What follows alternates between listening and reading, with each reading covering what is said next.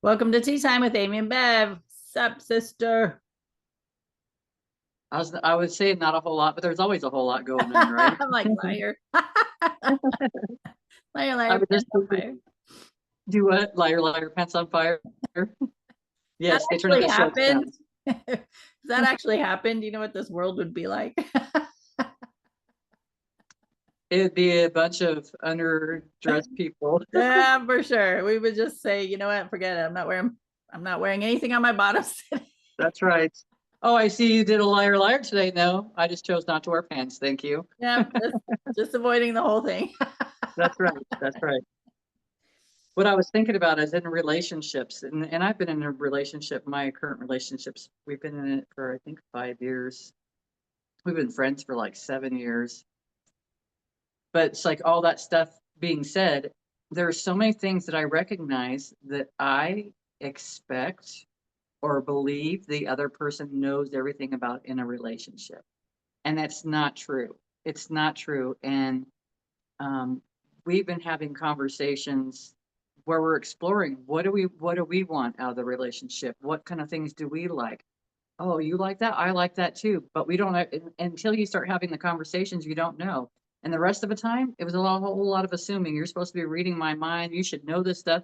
And I was getting angry about things that we never even discussed because I figured that person knew. And that's not been in just my home relationship, that's in relationships.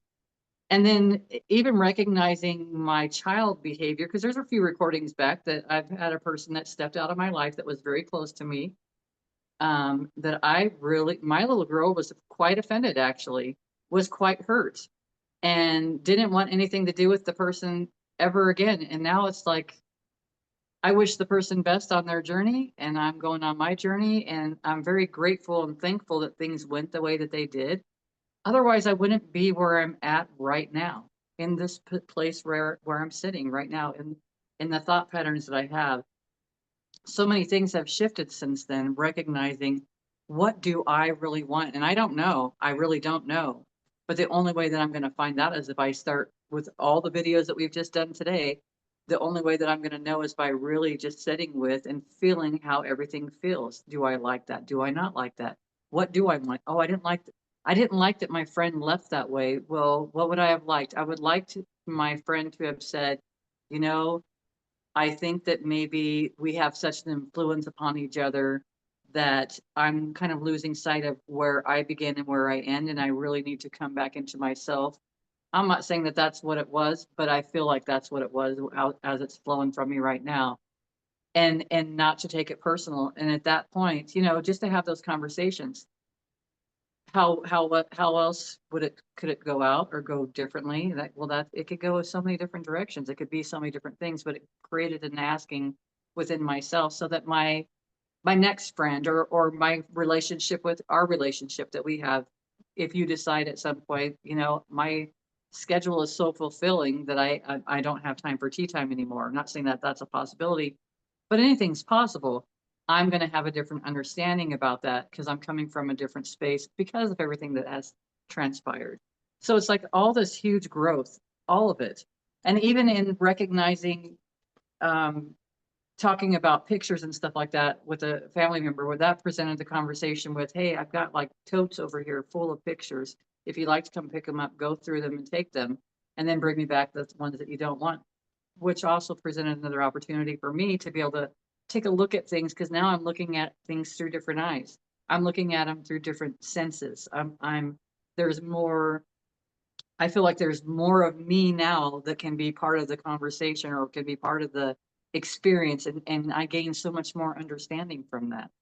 Even there was a picture that was shared of me when I was a teenager before. It's like I would never look at these pictures because I was so hateful and angry. I was just there was so much on me. And now I look at that girl and I'm like, man, she was doing the best she could. She was doing the best she could at that time. And it was such a different, I feel like I freed myself up of a lot of feelings that I had about that time frame because I look at it now and I'm like, she was doing her best. And her best at that time was anger, and that's what helped get her to 55. But hey, I'm still alive and having the experience, so you know what I mean? It's just a matter of how we want to look at things. And it's so many things have changed for me. And we just have to take the time. I say have to, you don't. But if you want to get closer to people, you want to get closer to yourself, it's having the conversations and having the understanding and realizing where you end and where you don't, where you're connected with everybody else, to the point where I recognize after the conversation started to go a little bit different, and I could feel myself being in the conversation and going in a different space, going back to the old child patterns, I could feel all this stuff starting to happen. And then I recognized it right away. This is not my energy. And so then I asked for myself to feel my own energy. I only want to feel my own energy now. And so with all that being said, it took me out of wanting to fix things, for someone else, and then recognizing that I sent the message after I saw the pictures and I said, I miss her too, because I do. But this isn't something that I would have said before, because I felt like I wasn't allowed to have my feelings, because this person's feelings and emotions were so much more than mine. I didn't have a right to that. I wasn't with her, living with her all those years. So it was just and it wasn't anything bad or good. Back at the time, I would have said it was bad because it felt bad, but it was recognizing that that little child of that person that's missing, that person that's no longer in their life, in that 3D perspective, because that's why we miss people. Because otherwise, if we were not in the 3D, we recognize they're right here, right now. My mom's been around a lot, and so it just kind of went. It was very common. It was not a surprise for that person to reach out at that moment, and then tells me a story about how scary and it was to create a business. So here I was in a space of fear, and then he all of a sudden, out of the blue, if we stop and listen and pull back, and there's always an ebb and flow, there's always a give and take. It doesn't matter who the person is contacting you, even if it's a bad experience, there's always a give and take. And it's recognizing in that moment, he was giving me a story of something that was changed, because he said, I didn't know how we were going to how was I going to be able to feed you guys? Were we going to be able to keep a roof over our head, creating a whole new business and all this other stuff? And then so he gave me the faith that I just have to know and trust. I'm stepping into my own space, and it might feel a little bit scary sometimes, but this is part of the evolution, and it's okay, and I'm going to be just fine. And the idea of that door opening because of a picture, just because of a picture, and Yeah, his guidance said to send that to you, yeah, and you're already thinking about your mom, and then you get this information about starting a business, and you're in that space of transition between your business and what's next, and the fear. And so how I love looking back on experiences to be like, wow, this happened, and then this happened, and then I decided to do this, and this is where I'm at now, and oh my gosh, and now this is happening, and this is the direction I'm flowing. And it's just fun when you take the time to think about, you think you're on this journey by yourself a lot of times, especially if you're wrapped up in heavy emotion and holding on to past experiences, and then just replaying those in your head and feeling those emotions and over and over and over. And then that loneliness or depression sets in, and you think, how am I going to get out of this? How am I going to do? How am I? When really, when you sit and go, how can I? And this is kind of where I'm at with myself, especially at work. It's like, don't tell me I can't do it. How can we do it? This particular avenue may not be the way, but what are our options? How can people collaborate to get it done? And so it's the same. It's like, okay, how can I'm thinking about my mom. How can I process these emotions? How can I feel her presence? Oh, somebody sent me a picture. Look at that. I get to look at her, because I didn't think for myself to go get a picture of her to look at her. And I'm not saying that's what you did. I'm just saying they're thinking of her as well, sent you a picture, and you're like, oh my gosh, I was just thinking of her. And so spirit has ways of getting through to us when we're when we're going through change, transformation, stuck in fear. But when we it's important for us to open up ourselves to allow those connections to flow instead of feeling just stuck and I don't know how to get out of this type of thing. My grandpa is still showing up a lot, and all the significant dates that I'm aware of have passed. But he's still showing up every day almost. And I'm like, okay, I don't know what's happening. I don't know what's coming. I don't know. But you know what? I know spirit's with me to guide me as long as I stay open to that guidance. So I think it's amazing how we think we're alone, but we're all connected. And when we just allow that process. And it's awesome. I Yeah. mean, it really is to have that perspective. And it's like to be hit for him to be cleaning up his garage or to be moving stuff around and then two pictures fall out, like one of like from 1983 and then one of, maybe 11 years ago. Yeah. So it's interesting when you process that and then I was recognizing the conversation that I had with him and what I had said. Well, I said it's her way of letting you know she's always with you. So also for me, she's always with Yeah. me. And I said that would have been the beginning, the middle, and I said there's no end. Right. So I know that conversation was for myself because there is no end. We don't die. We just shift gears. We just go to a different place. We just travel the universe. We just whatever. We do whatever we want. We're just not in this physical vessel anymore. Yeah. Well, I appreciate the conversation, but while we're talking about death, I got to mention 3 things that I want at my services, just so you know, so you can be a part of it if you're still around. Love it. So I was on the social media, and this lady had planned her services because she knew she was going to be transitioning, so she planned her services, and she had a flash mob at her memorial services, and she had 4 ladies, younger ladies, dressed kind of in leather, but appropriate type of outfits. And they danced to Queen's Another One Bites the Dust. That is phenomenal. I'm like, I want that. And then I've seen before where somebody takes your cell phone and texts everybody and says, thanks for coming. and then and then Nice. there's another one where you send everybody a thank you card, and it's a little tiny like Ouija board in there, and it says let's stay in touch. I'm like, I want all of that. I want all of that too.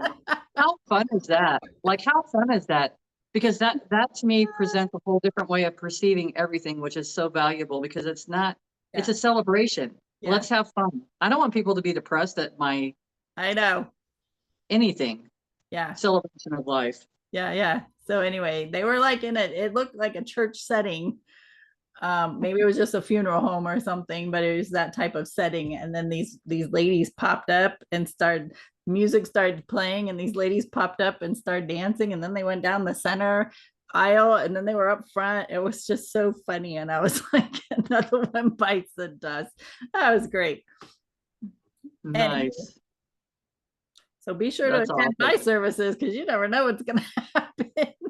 That's true. I like that. I really do like that a lot. That's how it should be. And then I'm sitting here thinking about how did everybody receive it? I bet you some people are like, what in the hell is going on Oh here? yeah, you could see their faces. It was so funny because they're like, I didn't know what to think. It was great. But if they knew the person, then they would know that they would That's to right. expect something By like the end that. of the video, they were all like moving in their seat and clapping. It was funny. Oh, It I was love just it. so great. So, and that's the way spirit wants us to be as well, is to be celebratory about life, but also in transition. Well, I've heard people say that the transition from life to death, for practical terms, from life to death, is the most beautiful experience And they love that experience more so than a baby being born. And Nice. then I hear, actually, just recently, I was listening to a podcast and they were talking about trauma, and they're like, well, think about being born and you're coming through being pushed through this canal and how traumatic of an experience that is. I was like, oh, yeah, we do come into this world just like, fuck. Exactly. From safety, warm, comfortable, safe. Yeah, yeah. And now you're out here going, ah. I wonder they cry when they show up. What the hell? I didn't sign up for this. Yes, you did. Yes, you did. Welcome to the world. So anyway, honoring our loved ones in spirit in so many ways. Just sit and think about them. I have a picture of my grandmother on my fridge. It's her and I just tell her, most days it's, hey Grammy, I love you. And then there's other days I'm like, girl, I need some help today because just I need some guidance. I need some help getting through this. I need to know what to do with this person. Like whatever's going on. But for the most part, it's, hey Grammy, I love you.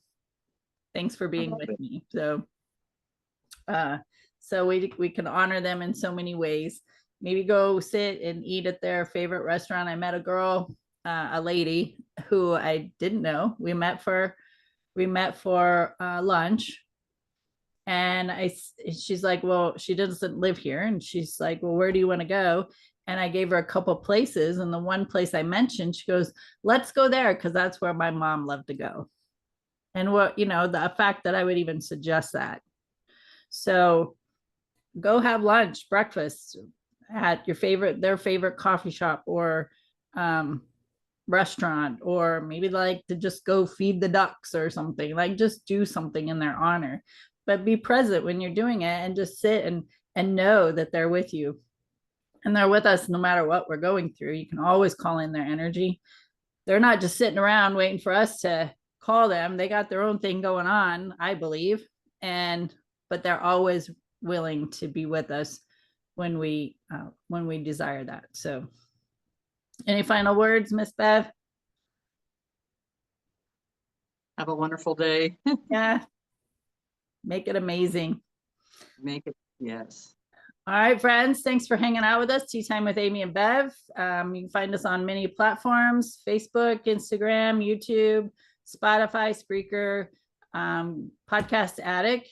And be resourceful. Share this information with others, or have the courageous conversations yourself. Utilize whatever resonates with you, and just help yourself be and do better as you're going through this life. We're all bumping around trying to figure it out. So just be okay and give yourself ease and grace with wherever you're at. So with that, thanks for hanging out. Tea Time with Amy and Bev, and we will see you next time. Bye.